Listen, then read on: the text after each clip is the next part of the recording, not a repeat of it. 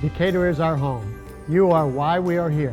I'm Tim Stone, the President and CEO of Decatur Memorial Hospital. This year, Decatur Memorial Hospital celebrates 100 years of caring, investing in our community, and mastering modern medicine. Mastering modern medicine is our commitment to our community to bring the most advanced care possible, an endeavor that is not only our priority, but our responsibility. It is our job to care for our community. It is our passion that drives our pioneering spirit. Decatur Memorial Hospital takes aim at the most prominent diseases affecting residents of Central Illinois, including heart disease, lung cancer, prostate cancer, breast cancer, and neurological disorders like dementia, Parkinson's, and Alzheimer's. Every advance, every investment, every breakthrough is about improving the lives of the people of Central Illinois. Industry leaders like GE not only help us care for you better today and tomorrow, but for another 100 years. Together, our vision for precision medicine ensures that the residents of Central Illinois receive world-class care. Hi, I'm Dr. Jeff Hirsch, Chief Medical Officer of General Electric Healthcare. GE Healthcare is proud that our diagnostic technology is supporting Decatur Memorial Hospital's mission to deliver advanced patient care. Our technologies are designed to optimize disease detection and by doing so inform the personalization of treatment plans. Hopefully this helps patients enjoy happier and healthier lives.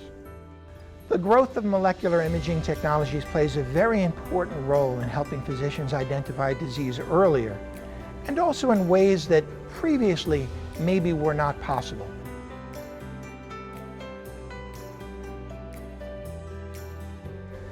One in 6 men will develop prostate cancer in their lifetime.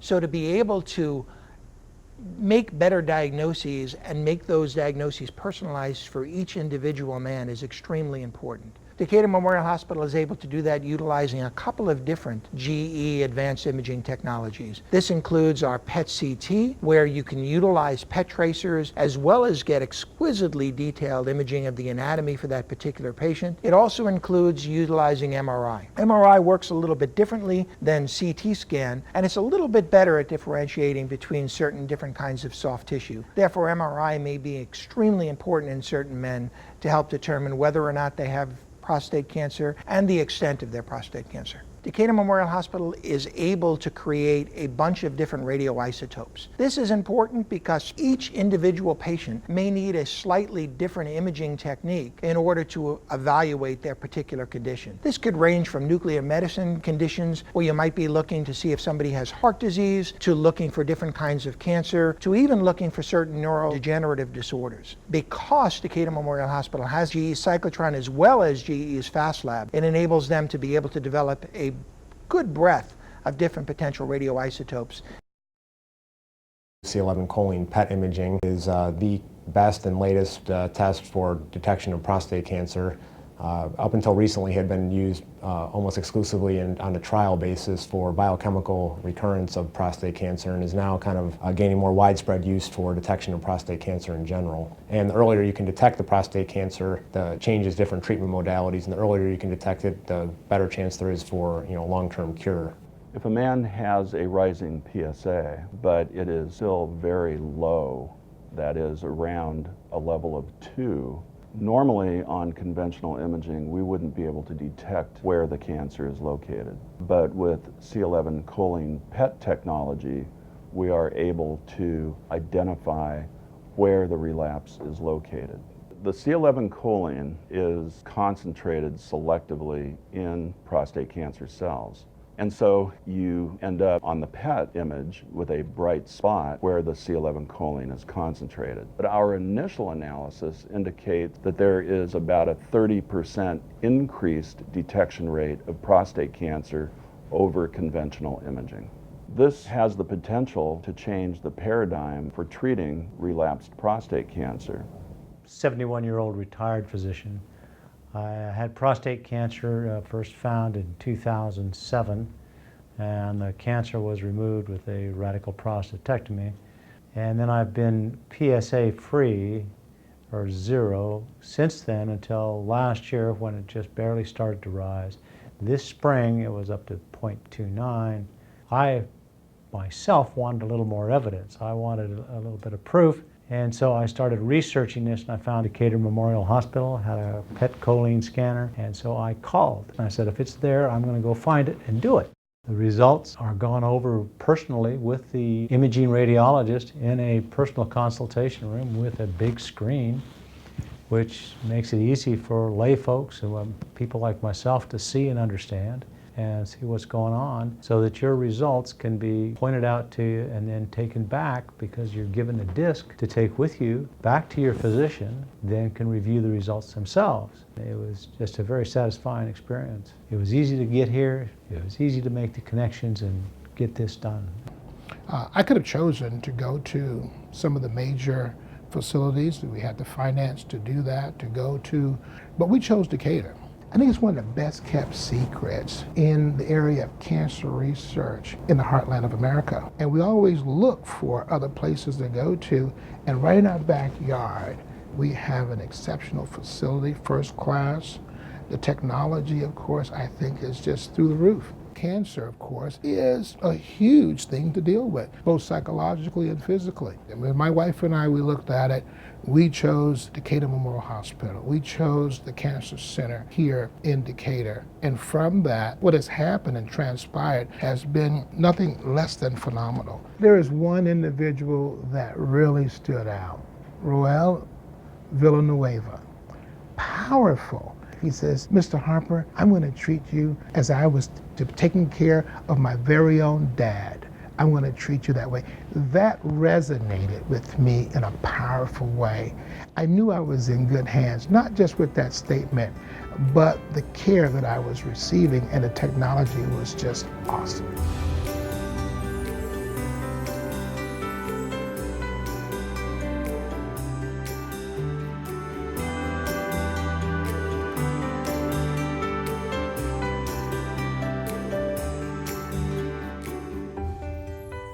There's been some amazing advancements in breast imaging, as an example, in both traditional methods as well as new technology that's been developed.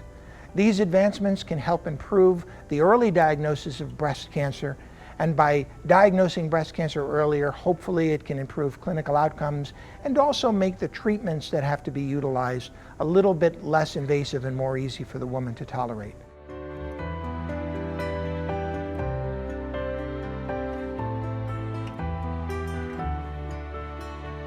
Breast cancer is an incredibly important disease. It'll affect up to 1 in 8 women in their lifetime.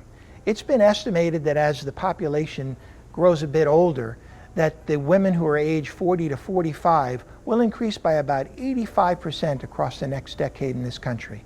And that means that the number of women who have breast cancer diagnosed in the United States could increase by 50% by the year 2030. This implies that early detection is even more important in improving clinical outcomes. I'm pleased that Decatur Memorial Hospital has invested so much in addressing this very important women's health issue.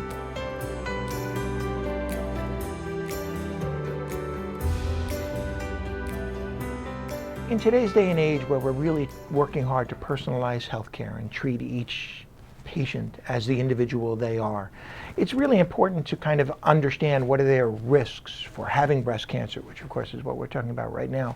How is that done here? Well, we stratify our women in 2 ways. One way is their genetically inherent risk, and the other way is their breast density. So every woman who comes into the DMH Women's Center gets a genetic questionnaire. It's based on the Gale model. From that, we are able to stratify women as to either low risk, high risk, or unusually high risk. And then based on that, paired with their glandular density, we have different screening programs for those women.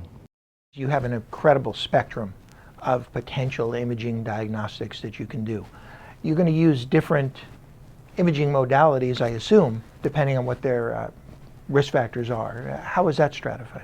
Personalizing the healthcare by stratifying these women and then using different tools to detect breast cancer is what we've tried to do here. I think people don't realize that mammography is a very good tool for a certain population of patients. So it's very good in an average risk patient with fatty replaced breasts. And so that's what we use in that particular group of patients. But if somebody has a glandular density that is dense or extremely dense, mammography only finds half of the cancers. So to not do some form of supplemental imaging in that population is just wrong. And here at DMH, we're able to provide both tomosynthesis as a mechanism to image those women and ABUS, the automated breast ultrasound. So would you describe, we have a young lady who has very dense breasts, and we have a couple of examples here. Do you want to speak to what we're seeing here? Sure. Well, the image on the left monitor here, that's a mammogram, and you can see the whiteness is the glandular tissue. And in looking at that, breast cancers tend to be white as well. And seeing a white abnormality in the background of a white background is virtually impossible in that population of women. And on the right there, that's an ultrasound. It's a snapshot of our automated breast ultrasound. And there you can see a mass that was measured. It's about 6 millimeters to a centimeter in size. And we just can't see it. Even in retrospect, looking at the mammogram, we can't see it. The one thing that hasn't changed is women need to get screened, and early detection leads to better outcomes. And in this particular case, if we didn't have automated breast ultrasound, she would have waited another year. It would have grown for another year. It could have become palpable. She could have started to feel it and come back to the mammogram center to get evaluated after it had grown to a point that you could feel it. We're trying to get ahead of that game. We don't want women presenting when they've felt something. We want to be able to find it before they're feeling it.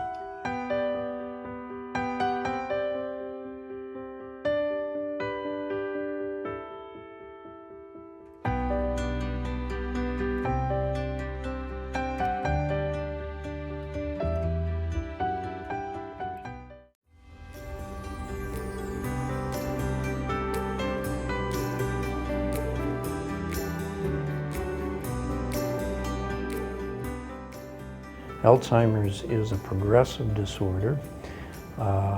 It proceeds typically with short-term memory loss and then follows with other cognitive dysfunction. But by knowing in advance that you have this disease entity, you can work hard to keep your mental skills sharp. You can plan for the future. You can include your family in those plans. You can face it a bit more bravely and make decisions that make sense for you. Fortunately, there are things that family can do. It begins with understanding. So one of the primary roles that I do in geriatrics is educate families. We teach about what it means for somebody to have Alzheimer's dementia.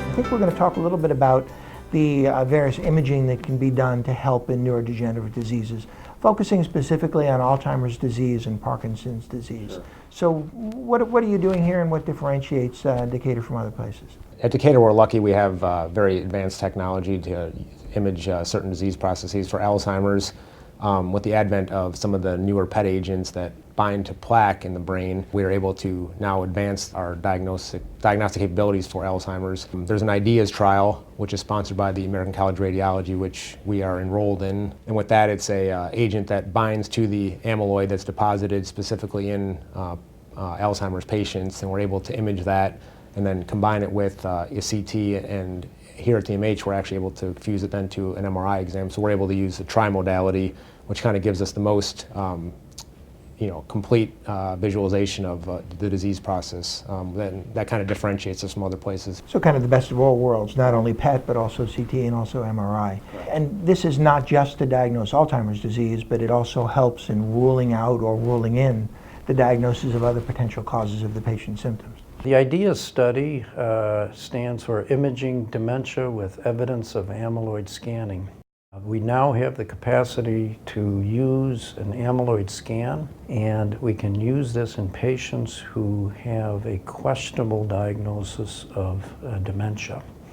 And so it's an important tool that we have now to help people who are typically at a younger age with uncertain symptoms. This tool will provide some certainty to the diagnosis.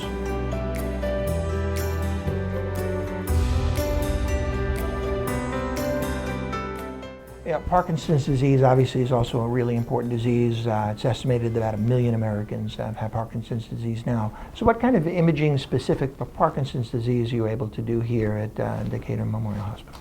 Up until recently, we didn't really have any good imaging for that disease. We now are able to image and be pretty specific as far as whether something is Parkinson's disease or one of the other movement disorders. I think we're the only one in this region that is doing it. And it's an agent that works with the dopamine transport system, which gets affected in Parkinson's disease. It's performed as a CT SPECT scan, and so you inject the agent and then it leads you to the diagnosis of Parkinson's or Parkinsonian type syndromes. And if it's normal, it kind of excludes those. And the treatments of those are so different that it's so important to differentiate those. Actually, one of the reasons why I ended up here was for that reason. I knew that the hospital here put a great, emphasis on technology and staying in the forefront. When I finished my training at University of Michigan, Decatur Memorial Hospital had the exact same or better technology than the University of Michigan. It's a unique place to be able to practice medicine in a relatively smaller community and still have all the great diagnostic tools at your disposal.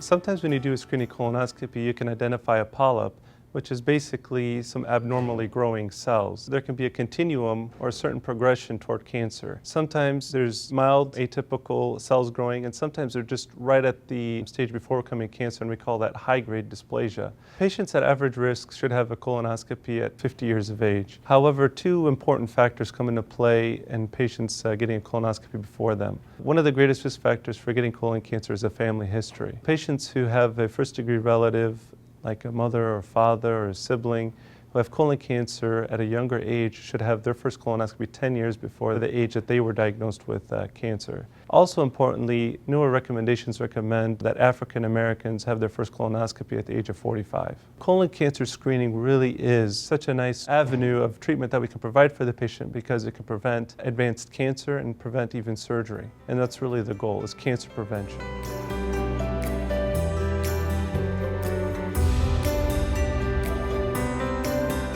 When clinicians work together to provide integrated and well-coordinated care, ultimately the patient benefits.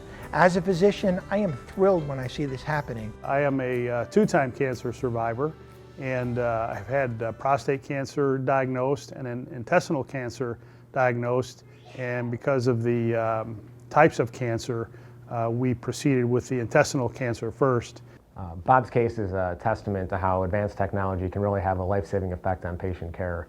Bob originally came to us with an elevated PSA and a positive prostate cancer biopsy. We utilized a 3 Tesla MRI to further stage his disease. We're lucky here at DMH to be able to have 3 Tesla MRI that is more accurate in the staging of smaller tumors, particularly prostate and rectal cancer, that is not available everywhere. At the time of Bob's prostate MRI, we are also able to detect an abnormality in his rectum, which is posterior to the prostate, which led to further workup and a colonoscopy, at which time a rectal cancer was found. Bob then was able to undergo a PET CT utilizing our molecular imaging technology to more accurately diagnose the overall extent of his disease and lead to the most appropriate treatment plan. DMH offers all the modalities, so we don't have to ship or transfer our patients for part of our care elsewhere. So as in Bob's case, we were able to provide him a PET scan for prostate cancer, and that's when we saw the abnormality in the sigmoid colon, which is the last portion of the intestine, and that's where subsequently we found the cancer. The team was very thorough in terms of making sure that they looked at everything and considered my situation. For you, we were able to do both the surgeries with the robot, Da Vinci robot. So they were minimal invasive surgeries, small incisions, better recovery. It was challenging, but we stayed laparoscopic, and with the robot, we got your cancer out. When the news came that the cancer hadn't traveled beyond the intestine, I think Dr. Singh was as happy as anybody in my family. I mean, just, we were high-fiving and everything. At that point, I just felt like we were family. I often ask myself, how did I get so fortunate? How did I get so blessed? So it sort of gives you a new way of looking at things. And my message to people all the time, I see people and they ask me how I'm doing or what's new with you, and I tell them, I said, you need to get your tests. You need to make sure you're doing that. You need to make sure you're on schedule, because I was really shocked 2 times.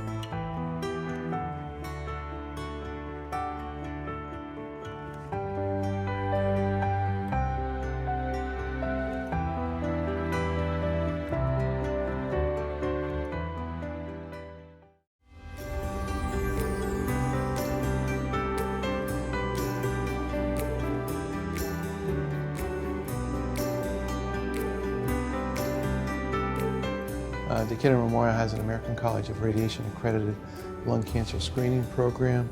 This is a comprehensive program where patients are triaged so that the appropriate patients get screened. After the test, one of the radiologists will talk to them and go over the results. If they have an abnormal test, they're automatically referred to the lung center and see one of the pulmonologists. So really it's the number of cigarettes that you've smoked. And we've identified that if you have something called 30 pack years of smoking, that you're high risk. And what that is, if you take the number of cigarettes that you smoke per day, multiply them times the years you smoked, if that number is greater than 30, that puts you at a high risk for lung cancer. If a person is still smoking, if they have 30 pack years of smoking, and they're between the ages of 55 and 77, it's recommended they get screening. Tragically, oftentimes, there's no symptoms of lung cancer until the disease is very advanced. The earlier you can detect it, the earlier you can find it, the more likely your chance for cure. Those patients at high risk have recently had approval by the United States Screening Task Force to have screening CT, a low-dose CT, to screen for the potential presence of lung cancer. As in many cancers, diagnosing lung cancer early improves prognosis. It also simplifies what treatment the patient may need to have. And so you can see the importance of doing this. Lung cancer screening now is offered to patients who are at high risk, and I would advise anybody out there who has concern to speak with your clinician in order to find out if lung cancer screening is appropriate for you.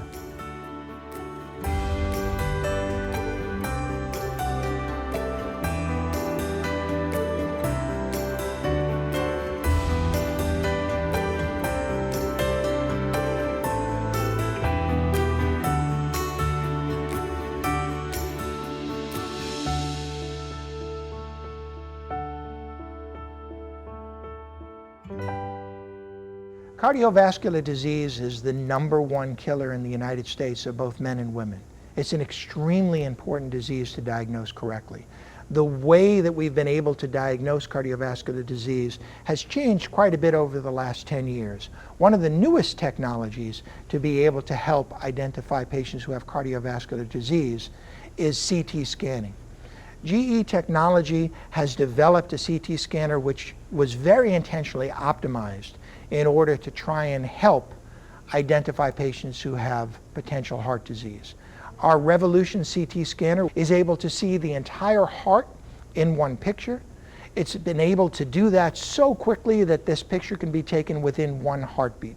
This is of clear benefit to the patient who can now have their coronary anatomy visualized in a non-invasive way, extremely rapidly with extremely high quality images, allowing their clinician to be able to identify what is the best care plan for that individual patient.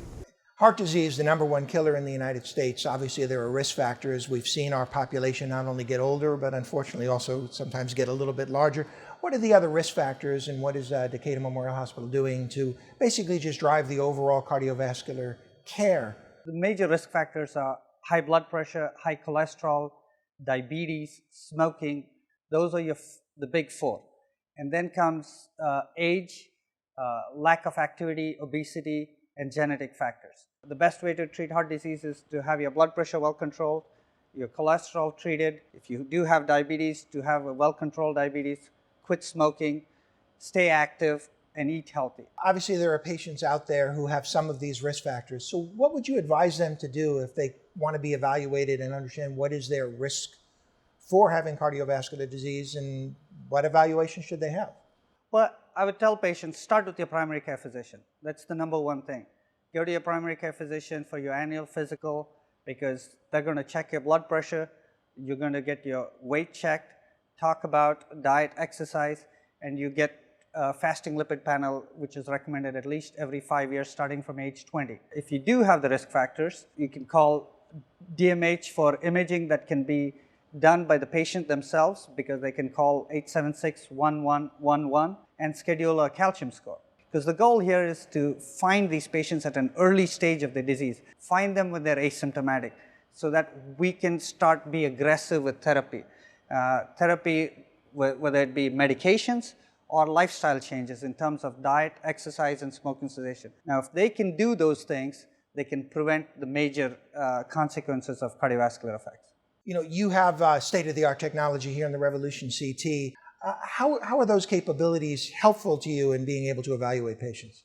We've been doing cardiac CT for almost 10 years, and we've seen the advances in technology in cardiac CT and being able to diagnose patients with coronary artery disease. With this, we're able to cover the whole heart with just one heartbeat. And so patients can be diagnosed earlier, and a disposition as to whether to admit them or discharge them can be made at a much faster pace. Decatur Memorial Hospital once again has been in the top 50 cardiovascular treatment centers in the entire nation. Could you speak to how you've maintained that level of excellence? Our imaging capabilities have certainly helped us because we have the whole spectrum. We have excellent nursing care and good surgeon with good outcomes. We are proud of the fact that we've been in the top 50 for the last 5 years. GE Healthcare is proud that our technology has supported Decatur Memorial Hospital's efforts to provide quality care. Meaningful partnerships with industry leaders like GE not only help us care for you better today and tomorrow, but for another 100 years. Our vision for the future is limitless. We are Decatur Memorial Hospital, and we are celebrating 100 years of caring, of investing in our community, of mastering modern medicine. Decatur is our home. You are our friends and neighbors. You are why we're here. You are the spark that ignites our passion, that drives our pioneering spirit. Our commitment to you is limitless. Every advance, every breakthrough, every investment we make is about improving the health of the people of Central Illinois. Our vision for the future knows no bounds. We are focused on today, tomorrow, and the next 100 years. We are Decatur Memorial Hospital. We are limitless.